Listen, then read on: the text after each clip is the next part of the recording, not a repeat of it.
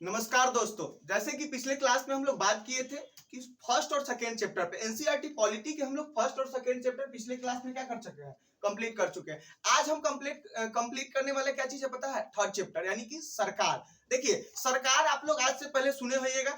इस एक छोटा सा एग्जांपल से आपको हम सरकार के बारे में समझाते हैं। देखिए जैसे कि आपको घर में कुछ क्या करना है, घर में आपको क्या करना है, कोई राय लेना है तो क्या कीजिएगा, आप घर के लोग से क्या कर लीजिएगा, विचार कर लीजिएगा। लेकिन वही आपको पूरा देश के लिए जब राय लेना है, राय लेने का मतलब समझ रहे हैं? जैसे शादी में कै गो मिठाई रहे, कै गो समोसा रहे कि लिट्टी रहे नाश्ता के पैकेट में, पान का ठेला रहे या आइसक्रीम का ठेला रहे, तो इसके लिए आप क्या कीजिएगा, आप अपने पापा मम्मी दादा दादी चाचा चाची भैया भाभी से ले सकते हैं राय। लेकिन आपको पूरा देश के लिए जब राय लेना पड़ेगा तो क्या कीजिएगा, आप क्या कीजिएगा, उसके लिए आप सबसे तो नहीं पूछ सकते, उसीलिए आपके ही द्वारा चुना हुआ प्रतिनिधि, आप जिसको चुनते हैं आप ही के द्वारा चुना हुआ प्रतिनिधि क्या करता है, जाके आपके द्वारा लिए गए निर्णय को संसद और पार्लियामेंट में रखता है। संसद आपको जानते होइएगा कि संसद होता है और एक होता है पार्लियामेंट, लोकसभा, जहां पे क्या करता है, विधायक लोग विधायिका विधि को बनाता है। आज हम लोग सरकार के एकदम बारीकी से समझेंगे, सरकार होता क्या है, सरकार का काम क्या है, सरकार करता क्या है। आइए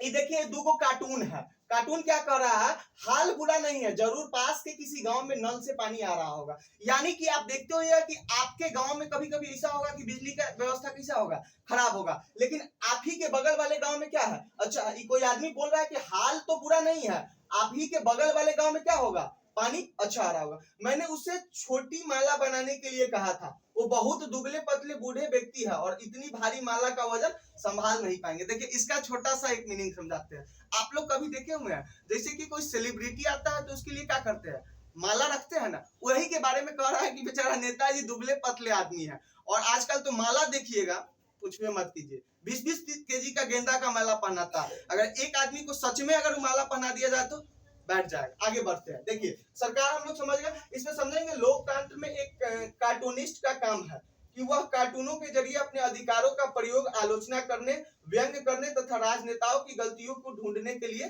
करे। मतलब कि कार्टून का प्रयोग इसलिए किया जाता है कि राजनेताओं का कौन सा गलती किया है कौन नहीं किया है ये बताता है। देखिए आप लोग अगर जानते हैं तो अगर मेरे चैनल पे जाके अगर सब्सक्राइब नहीं किए तो एक बार जाकर पहले सब्सक्राइब कर दे, लाइक कर दे, बेल आइकन को दबाना ना भूले। और देखिए एक बहुत सिंपल सा हम लोग कोटेशन यूज किए हैं कि हारा वही जो लड़ा नहीं। मान के चलते एक बार आप क्या किए, चढ़े, आप गए, कहाँ गए, मान के चलिए कि आप कहाँ गए, किसी मंदिर गए, वहां का सीढ़ी क्या है 300 है, लेकिन आप एक बार में नहीं चढ़ पाए तो क्या करते हैं, दूसरे बार ट्राई करते हैं ना। उसीलिए अगर लाइफ में अगर एक बार आईएएस में अगर फेल हो गए हैं तो कोशिश कीजिए दूसरा बार करने का। ऐसा नहीं कि पूरा जिंदगी भर उसी में लगा दीजिए, लेकिन आपका जो लगता है कि हमसे हो जाएगा तो कोशिश कीजिए। कोशिश करने वालों की कभी हार नहीं होती। इससे पहले हम यूपीएससी एकदम जीरो से कैसे सिलेबस पूरा एकदम सारा चीज पे बताया हुआ है, आप जाके देख सकते हैं। अब आइए सरकार पे आते हैं। सरकार क्या है, अभी हम लोग देखिए ये 2-4-5 को क्या है, पेपर का जो आप लोग जानते हैं, पेपर जैसे होता है तो पेपर का क्या होता है, जैसे आज का पेपर है दैनिक जागरण, आप लोग देखते हुए पेपर पे भी हम बनाए हुए हैं कि आईएएस में कौन सा पेपर पढ़े। तो ये क्या हो गया, इसका हेडिंग हो गया। तो वही 2-4-5 को पेपर का हेडिंग है, सरकार के कामगारों के अधिकारों की रक्षा की मांग। मतलब कि सरकार का जो काम करता है उसके अधिकारों की रक्षा की मांग कर रहा है। यही 2-4-5 को क्या है, ये आपको कहेगा। इसमें सजाने के लिए आगे बढ़ते हैं, चलिए जूम कर दे रहे हैं, आप लोग को पूरा दिखने में आएगा। देखिए हर एक देश को विभिन्न निर्णय लेने एवं काम करने के लिए सरकार की जरूरत होती है, बात सही है। अगर किसी भी काम में आपका निर्णय हो रहा है, जैसे कि आप सपोज मान के चलिए आपके बगल में जो, आप सोच के देखिए आप जहां रहते हैं उसके बगल में सड़क उड़क तो होगा ही, उस सड़क का निर्माण में क्या आपसे पूछा गया, आप बोलिएगा नहीं, लेकिन आप ही से पूछा गया। आप ही में से कोई आदमी, आपको अगर दुख हो रहा होगा, क्या होता होगा, परेशानी हो रहा होगा, सड़क से दुर्घटना होती होगी, तो इसके बारे में क्या करता है आदमी, आलोचना करता है सरकार के बारे में। फिर पार्लियामेंट में संसद भवन में जाता है बात, या क्या जाता है लोकसभा में बात जाता है, उसी के अनुसार आपका कार्य चलता है। नगर पालिका में भी वैसे ही क्या होता है, काम चलता है। तो यही कह रहा है कि क्या करता है, आपके जरूरतों को पूरा कौन करता है, सरकार करता है। ये निर्णय कई विषयों से संबंधित हो सकते हैं, सड़कें, स्कूल कहाँ बनाया जाए, बहुत ज्यादा महंगी हो जाने पर किसी चीज के दाम कैसे घटाया जाए। जैसे कि पिछले दिन आप देखे होइएगा प्याज का दाम, प्याज का दाम आप देखे होइएगा, तो क्या होता है प्याज का जो दाम बढ़ता है वो इस तरह होता है जैसे कि मान के चलिए मेरे मार्केट में 100 गो डिजिटल बोर्ड है, 100 डिजिटल बोर्ड हम खरीद के रख लिए, अब जिसको जरूरत होगा अब हम अपने अनुसार, मार्केट में तो डिजिटल बोर्ड है नहीं, अब हम अपने अनुसार उसका क्या करेंगे, दाम बढ़ाएंगे, हम 1,10,000 में भी बेचेंगे। जैसे कि आप शादी में आपको जूता खरीदना है तो आपको अगर उसी दिन शादी है और जूता खरीदना है तो आपको 1,000 एक्स्ट्रा देके भी लेना पड़ता, मजबूरी होता। वैसे ही किसी चीज को अगर स्टॉक कर लेते हैं मार्केट में और उसको क्या करते हैं, अगर आप खुद से उसका बेचने लगते हैं तो उस पे भी सरकार प्रतिबंध करती है, क्योंकि सरकार का काम ही है कोई काम ज्यादा चीज दाम में ना बिके कोई सामान। आगे बढ़ते हैं। अथवा बिजली की आपूर्ति कैसे बढ़ाया जाए, सरकारी कई सामाजिक मुद्दों पर भी कार्रवाई करती है। उदाहरण के लिए सरकार गरीबों की मदद करने के लिए कई कार्यक्रम चलाती है। इनके अलावा वह अन्य महत्वपूर्ण काम भी करती है, जैसे डाक एवं रेल सेवा। सरकार और भी महत्वपूर्ण काम करती है, जैसे डाक एवं रेल सेवा। आगे बढ़ते हैं। डाक रेल सेवा का मतलब समझते हैं, जैसे कि आपका कभी आप सोचे हुए हैं कि ट्रेन एकाएक बढ़ जाता। अब जैसे कि देखिए पटना से दिल्ली जाने के लिए बहुत सारा ट्रेन है, लेकिन आप वही मुजफ्फरपुर से ले लीजिए तो रोज भी शायद एक ट्रेन नहीं है, लेकिन पटना से 2-3 गो है। इसीलिए सरकार का जब उस पर नजर जाता है तो उसका कौन बढ़ाता है, सरकार ही बढ़ाता है भाई। आगे बढ़ते हैं। 2-4-5 गो अखबार को इसमें कह रहा है सजाने के लिए, जो 2-4-5 गो अखबार है सजाने के लिए कह रहा है कि इसमें कौन सा सरकार का काम है और कौन सा नहीं है, ये सब आप लोग देख लीजिएगा। आगे बढ़ते हैं हम लोग। सरकार का काम देश की सीमाओं की सुरक्षा करना और दूसरे देशों के शांतिपूर्ण संबंध बनाए रखना भी है। इसीलिए आप याद कीजिए पंडित जवाहरलाल नेहरू इसके लिए क्या किए थे, एक नीति भी अपनाए थे। अगर कैसे दूसरे से देश से हम लोग शांति नहीं, अगर मान के चलिए लाइफ में दुख कौन है, दुख वही है जो दूसरे के काम में क्या करता है, टांग अड़ाता है। दूसरे के दुख, जो दूसरे खुश हो रहा है तो दुख हो रहा है, दुख वही है। आप अगर अपने काम से मतलब रखने लगिए, अपने पे एनालाइज करने लगिएगा तो दुख ज्यादा नहीं हो गया, दूसरे पे अगर एनालाइज कर रहे हैं तो दुख हो जाएगा। इसी तरह सरकार है, जैसे कि सरकार का काम क्या है, देश की सीमाओं, यानी कि सीमाओं का कहने का मतलब समझ रहा है, जैसे कि इंडिया पाकिस्तान के बीच में क्या होगा, बॉर्डर, उसी को सीमा बोलते हैं। तो उसका रक्षा करना भी किसका काम है, सरकार का ही काम है। आगे बढ़ते हैं। उससे कैसे संबंध बना रहे, जैसे भाई भाई में कैसे संबंध बना रहे, तो थोड़ा सा चीज मैनेज करना पड़ेगा। अगर आपको जो पसंद है उसको पसंद नहीं होगा, उसको जो पसंद है आपको पसंद नहीं होगा, क्या तो इसको थोड़ा थोड़ा क्या करना होगा, मैनेज करना होगा। संबंध बनाए रखना भी है। उनकी जिम्मेदारी यह सुनिश्चित करना है कि देशों के सभी नागरिकों को पर्याप्त भोजन और अच्छी स्वास्थ्य सुविधाएं मिले। आपको बताते हैं पर्याप्त भोजन और स्वास्थ्य सुविधाएं जो है उस सरकार का ही काम है, काहे कि वो फंडामेंटल राइट होता है, मौलिक अधिकार है। अब बताइए किसी आदमी को अगर पर्याप्त भोजन नहीं मिलेगा तो मरेगा कि नहीं मरेगा, मरेगा ही। तो इसीलिए आपका फंडामेंटल राइट है, मौलिक अधिकार है कि आप क्या करें, आपको खाना और स्वास्थ्य अच्छा मिले। इसका भी जिम्मेवारी कौन लेता है, सरकार लेता है। जब प्राकृतिक विपदा घेरती है जैसे सुनामी, भूकंप, मुख्य रूप से सरकार पीड़ित लोगों की सहायता करती है। अगर कहीं कोई विवाद होता है या कोई अपराध करता है तो लोग न्यायालय जाते हैं, न्यायालय भी सरकार की ही अंग है। सरकार के 3 अंग, आप लोग बताइए कौन कौन, हाँ पढ़े होइएगा तो बताइए दीजिएगा, और नहीं पढ़े होइएगा तो सुन लीजिए। विधायिका, कार्यपालिका, न्यायपालिका, 3 गो अंग। कितना, 3 गो अंग। विधायिका, कार्यपालिका, न्यायपालिका। विधायिका क्या करता है, विधि बनाता है। विधायिका क्या करता है, विधि बनाता है। कार्यपालिका क्रियान्वित करता है। आप लोग जो जिस चीज का तैयारी कर रहे हैं वो क्या कर रहे हैं, कार्यपालिका का भी अंग बनने वाले हैं। कार्यपालिका का ही क्या करने वाले हैं, अंग बनने वाले हैं। कार्यपालिका का कौन सा अंग, अस्थाई, 2 गो अंग होता है। आप कौन सा अंग बनने वाले हैं, अस्थाई। एक होता है अस्थाई, एक अस्थाई। तो आप लोग अस्थाई नहीं है, अस्थाई है। क्या है, अस्थाई। अस्थाई कौन होता है, पॉलिटिशियन, राजनेता सब। अस्थाई कौन होता है, IAS, IPS, IRS, IFS, IFOS, ये सब क्या होता है, अस्थाई होता है, इसको कोई हटा नहीं सकता। आगे बढ़ते हैं। शायद आपको यह जानकर अचरज हो रहा होगा कि सरकार इतना बड़ा सब कुछ कैसे कर पाती है। सही बात है, आप सोच के देखिए कि आप एक घर को नहीं चला पाते हैं, सरकार इतना बड़ा संस्था कैसे चला पाती है। इस तरह से चला पाती है कि क्या होता है, कहीं ना कहीं सरकार के पास ये क्या है, बहुत सारा काम करने का क्या है, आदमी सबको निर्माण किया है। अलग अलग संस्था है, जैसे रेलवे का अलग संस्था है, क्या है, पोस्ट ऑफिस का अलग संस्था है, वाहन का अलग संस्था, सब के लिए कार्य निर्धारित कर दिया गया है, उसी के अनुसार सरकार काम करता है। राष्ट्रपति थोड़ी ना, प्रधानमंत्री सब काम करता है, उसके लिए क्या कर दिया गया, संस्था बांट दिया गया। देखिए आइए समझते हैं।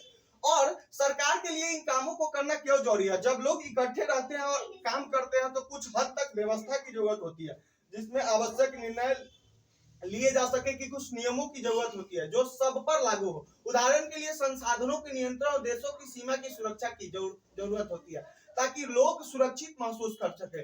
लोगों के लिए सरकार कई तरह के काम करती है, वह नियम बनाती है, निर्णय लेती है और अपनी सीमा में रहने वाले लोगों को पर उन्हें लागू करती है। अब बताइए, अब हम आपसे एक बात पूछते हैं, जैसे कि मान के चलिए बिहार सरकार ने क्या नियम बनाया कि बिहार में दारू बंद होगा, क्या उत्तर प्रदेश ही मानेगा? नहीं मानेगा।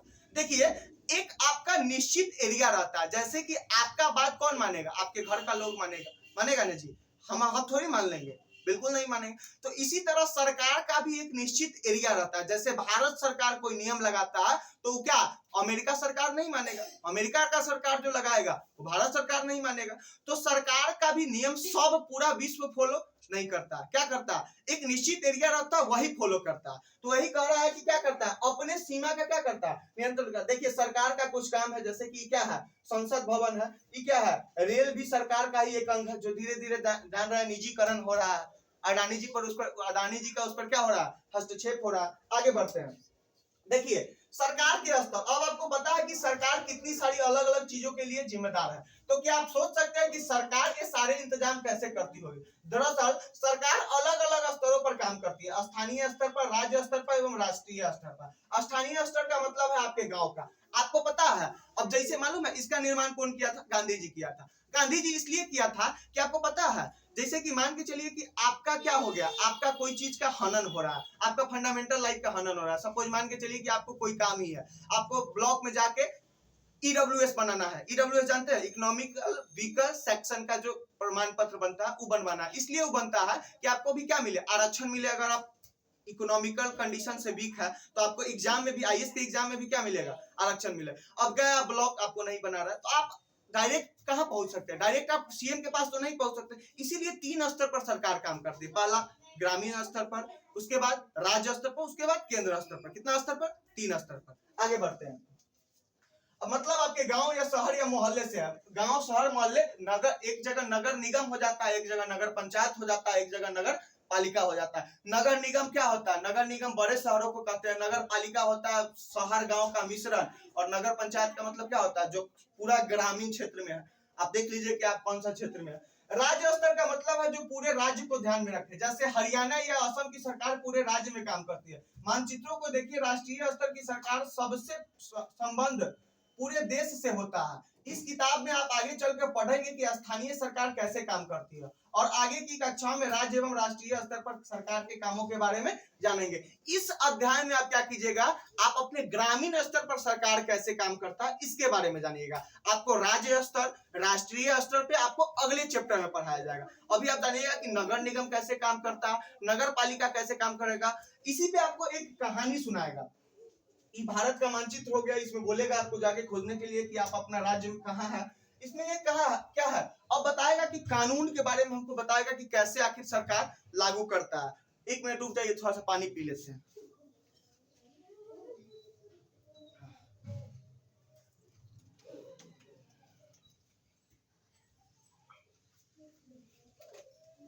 हाँ, आइए। सरकार एवं कानून। सरकार क्या बनाती है? कानून बनाती है, और देश में रहने वाले सभी लोग उस कानून को मानते होते हैं। केवल यही वह तरीका है जिससे सरकार काम कर सकती है। सरकार के पास जैसे कानून बनाने की ताकत होती है, वैसे ही यह ताकत भी होती है कि लोगों को कानून मानने के लिए बाध्य करे। आपको पता है, गांधी जी कहते हैं कि सरकार क्या करता है पता है? सरकार जो है ना, कानून को मानने के लिए बाध्य करते हैं, दंड और पुरस्कार की नीति अपनाते हैं। जैसे कि आप देखिए, आप अगर कोचिंग में है, स्कूल में है, अगर आप पढ़ रहे हैं तो आप अच्छा करते हैं तो क्या मिलता है? पुरस्कार मिलता है। और क्या करते हैं, गलत करते हैं तो दंड मिलता है। इसी तरह अगर आपका अंतरात्मा, जैसे कि आपको एक सपोज छोटा सा एग्जांपल देते हैं, आप ये अगर सोच के देखते होइएगा कि क्राइम हम नहीं कर रहे हैं तो हम अच्छे हैं, ये गलत बात है।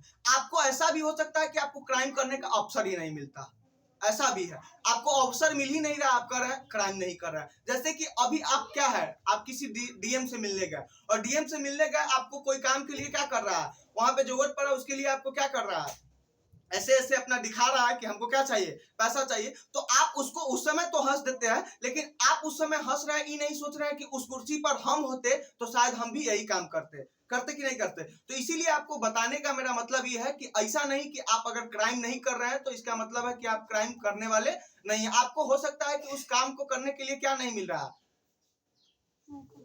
मौका ही नहीं मिल रहा। देखिए कितना अच्छा बोल रहा है उधर से, मौका ही नहीं मिल रहा। अगर मौका मिलेगा तो आप भी वो काम कर सकते हैं, इसी के लिए सरकार बताता। देखिए अब हम बताते हैं उदाहरण के लिए एक कानून कि गाड़ी चलाने वाले के पास लाइसेंस होना चाहिए। अगर कोई लाइसेंस के बिना गाड़ी चलाते हुए पकड़ा जाए तो उसे जेल में सजा काटनी पड़ती है या जुर्माना भरना पड़ता है। जैसे कि एक मान के चल के देखिए, गाड़ी चलाने के लिए क्या चाहिए, लाइसेंस चाहिए। अगर आप लाइसेंस के बिना गाड़ी चलाते हैं तो क्या करेगा सरकार, आपको उसके लिए बाध्य करेगा, यानी कि आपको दंड अपनाएगा और दंड के अनुसार से चालान काट के गाड़ी सीज कर लेगा। आगे बढ़ते हैं, किसी दूसरे कानून को लेकर यह विचार कीजिए कि लोगों के लिए उसे मानना क्यों जरूरी है। जैसे कि आप मान के चलिए कोई आदमी शादी किया हिंदू मैरिज एक्ट के तहत, अब तो ऐसे क्या आ गया, यूसीसी आ गया। बाबू लोग थोड़ा शांत रहिए। चलिए यूसीसी आ गया, समान नागरिक संहिता आ गया। समान नागरिक संहिता का मतलब है कि सभी जाति धर्म भाषा लोग पर एक ही कानून लागू। पहले होता था कि मुस्लिम 2 शादी कर सकता है, हिंदू 1, लेकिन अब क्या हो गया, सब समान हो गया। ये पूरा भारत में नहीं लगा है, उत्तराखंड में लगा, खाली उत्तराखंड में। आप लोग को हम थोड़ा करंट अफेयर्स भी बताते चलते हैं कि आगे चल के आपको दिक्कत ना हो। उत्तराखंड में ऐसा लग गया। जैसे कि मान के चलिए कि आप ऐसा कानून, अगर आप शादी कर लिए किसी लड़की से और दूसरा शादी कर रहा है तो उस लड़की का तो मौलिक अधिकार का क्या हनन हो रहा है, फंडामेंटल राइट उसका तो हनन हो रहा है ना। सपोज मान के चलिए किसी से शादी करके छोड़ना उसका फंडामेंटल मौलिक अधिकार है कि वो क्या करे, एक गरिमापूर्ण जीवन जिए और गरिमापूर्ण क्या करे, अपना जीवन को यापन करे। आगे बढ़ते हैं, चलिए जल्दी करते हैं। सरकार जो कार्रवाई कर सकती है, उसके अलावा अगर लोगों को लगे कि किसी कानून का ढंग से पालन नहीं हो रहा है तो वे भी कुछ कदम उठा सकते हैं। उदाहरण के लिए अगर किसी व्यक्ति को यह लगे कि उसको उसके धर्म या उसकी जाति के कारण किसी नौकरी में नहीं लिया गया तो वह न्यायालय जा सकता है और यह दावा कर सकता है कि कानून का पालन नहीं हो रहा है, तब न्यायालय आदेश देगा कि क्या कदम उठाने की जरूरत है। जैसे कि आपका अगर फंडामेंटल राइट मौलिक अधिकार का हनन हो सकता है तो आप डायरेक्ट सुप्रीम कोर्ट जा सकते हैं। इसका आपको उल्लेख 10th 9th के पॉलिटी में जाइएगा तो मिलेगा, आपको बताएगा कि आपका मौलिक अधिकार का हनन हो रहा है तो आप अनुच्छेद 24 के तहत direct supreme court, not for district court, not for high court, direct कहां जा सकते हैं, सर्वोच्च न्यायालय सुप्रीम कोर्ट जा सकते हैं। आपका फंडामेंटल राइट का हनन हो रहा है तब। आगे बढ़ते हैं, सरकार के प्रकार। सरकार को निर्णय लेने और कानून का पालन करने वाला यानी उन्हें बाध्य बनाने की शक्ति कौन देता है, यानी कि उसको शक्ति कौन देता है सरकार को, भाई वो अब हम जानेंगे कि कैसे वो हमारे ऊपर। अब जैसे कि हम आपको कह दे कि आपको आज 10 घंटा पढ़ना है, आप मेरा बात नहीं मानेगा, लेकिन सरकार क्या किया था, धारा 144 लागू किया था, लॉकडाउन किया था, तो आप लोग बात माने थे ना। तो मेरा बात क्यों नहीं मानते, सरकार का बात क्यों मानते, वो अभी हम लोग जानेंगे। देखिए इस प्रश्न का उत्तर इस बात पर निर्भर करता है कि उस देश की कैसी सरकार है। लोकतंत्र में तो लोग ही सरकार को यह शक्ति देती है। लोकतंत्र यानी कि क्या है, लोकतंत्र में सरकार ही जनता ही क्या करता है, सरकार को शक्ति देता है, अपने द्वारा चुनकर प्रतिनिधि भेजता है और क्या करता है, उसको बताता है कि आप मेरे ऊपर क्या कीजिए, शासन कीजिए।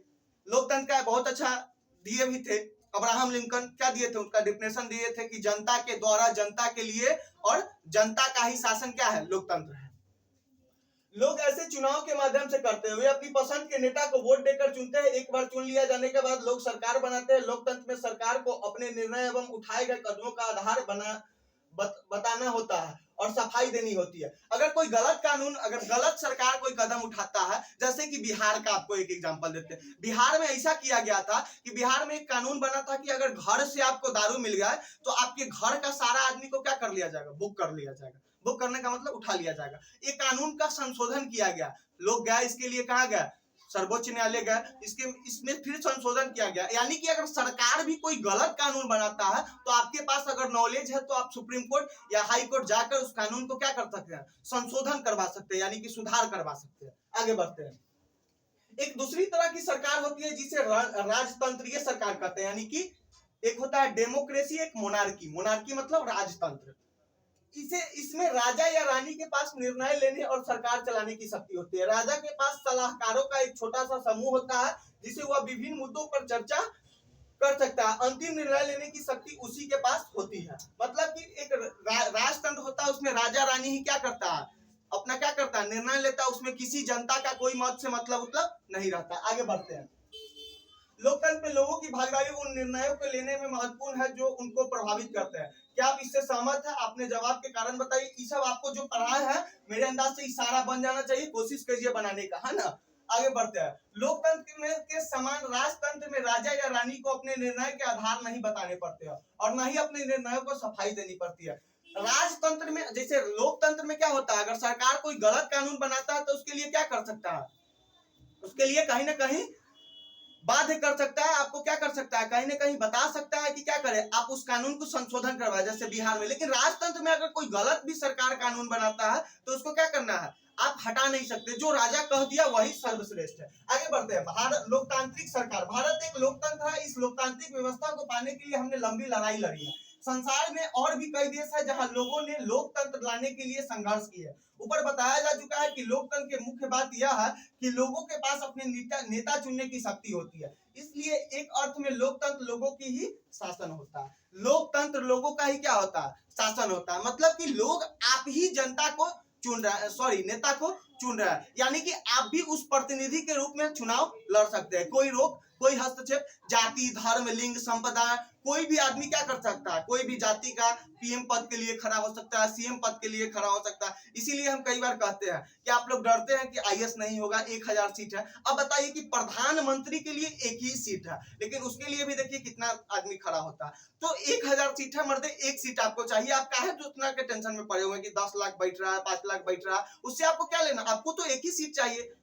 आप कोशिश कीजिए कि टॉप 10 में आपका सीट है। दूसरी की बात याद करिए कि अगर आईएएस नहीं हुआ तो हम लोग का देश क्या है, लोकतंत्र। हम लोग राष्ट्रपति बन सकते हैं, प्राइम मिनिस्टर बन सकते हैं, प्रधानमंत्री बन सकते हैं, सीएम बन सकते हैं, चीफ मिनिस्टर बन सकते हैं, कुछ भी बन सकते हैं अगर आईएएस नहीं बने तो। उससे बड़ा देखिए, छोटा सपना मत देखिए। आगे बढ़ते हैं। लोकतंत्र में मूलभूत विचार यह है कि लोगों नियमों को बनाने में भागीदारी बनकर खुद ही शासन करें। आज के समय में लोकतांत्रिक सरकार को प्रायः प्रतिनिधि लोकतंत्र कहते हैं। प्रतिनिधि लोकतंत्र में लोग सीधे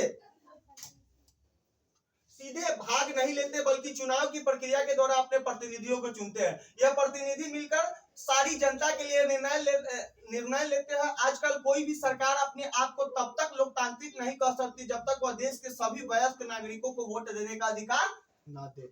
यानी कि जब तक सरकार वोट देने का अधिकार न दे तब तक आप उस देश को लोकतांत्रिक देश नहीं कह सकते, डेमोक्रेसी राष्ट्र नहीं कह सकते हैं। जब सरकार वोट देने का अधिकार दे दे तब उसको आप क्या कर सकते हैं, लोकतांत्रिक देश कह सकते हैं।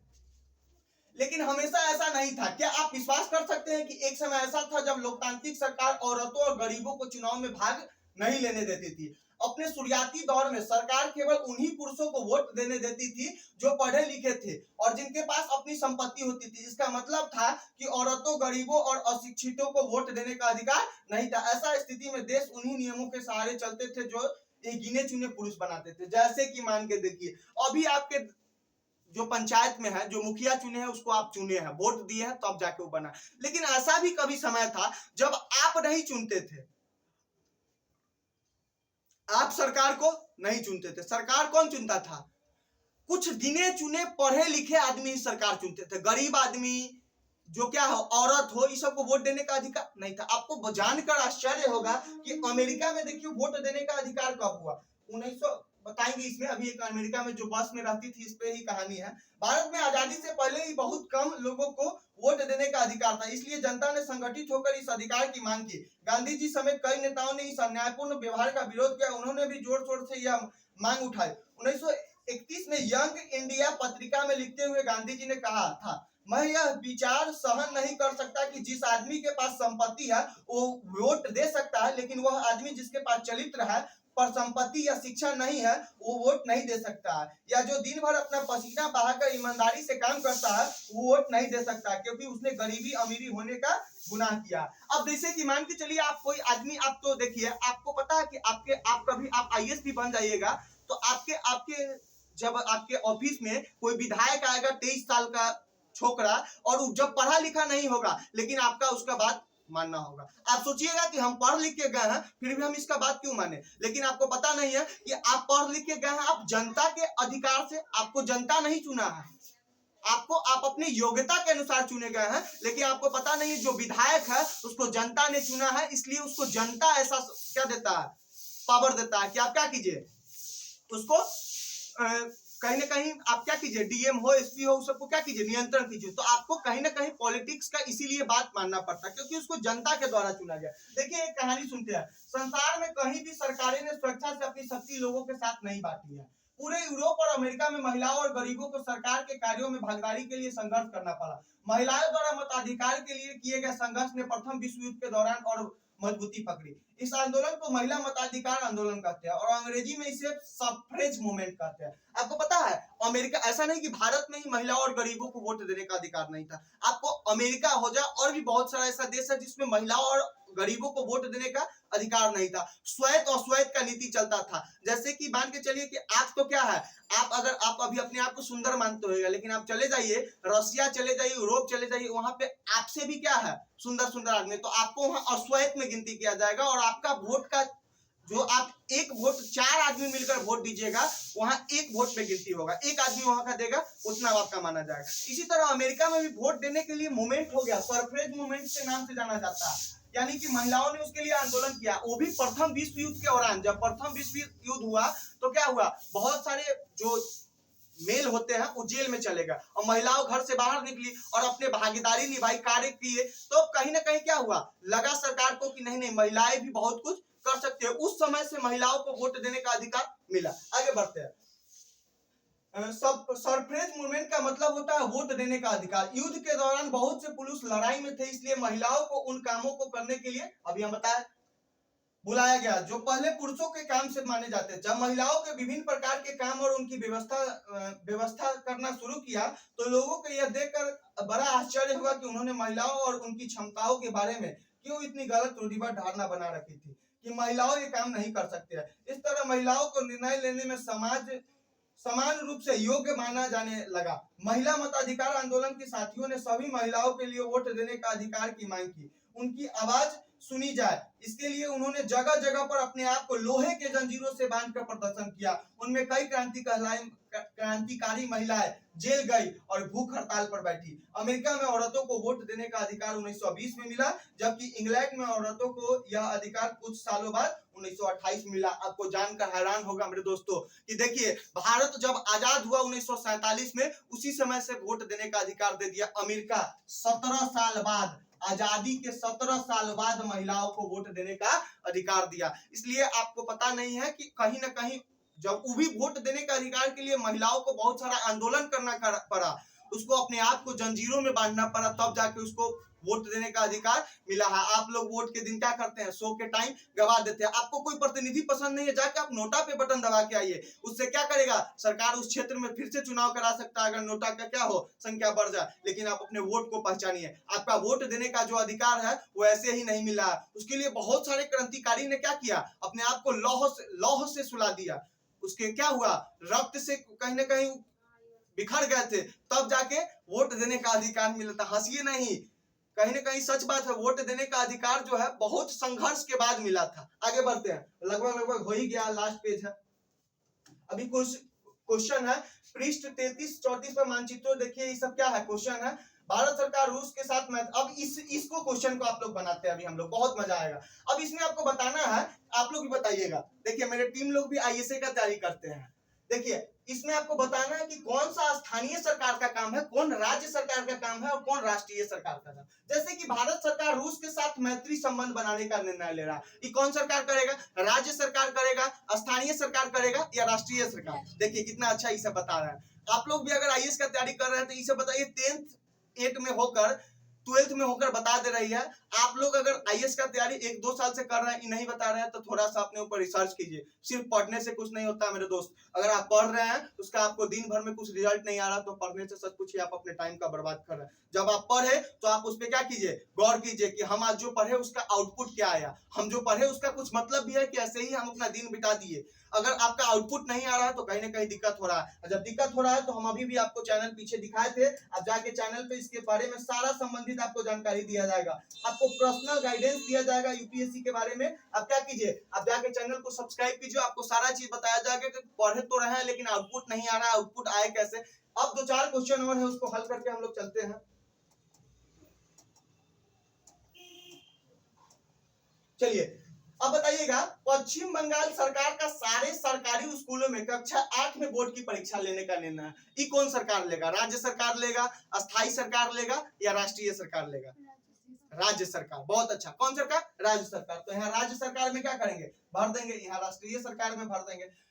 डिब्रूगढ़ और कन्याकुमारी के बीच नई रेल सेवाएं शुरू करने हैं। कौन लेगा? राज्य सरकार, स्थानीय सरकार, राष्ट्रीय सरकार। आपको पता है रेल का काम कोई भी करेगा तो राष्ट्रीय सरकार करेगा, राज्य सरकार। और डिब्रूगढ़ जो और असम है वो कहीं ना कहीं इस क्षेत्र से उस क्षेत्र के लिए हो रहा है, तो कौन करेगा?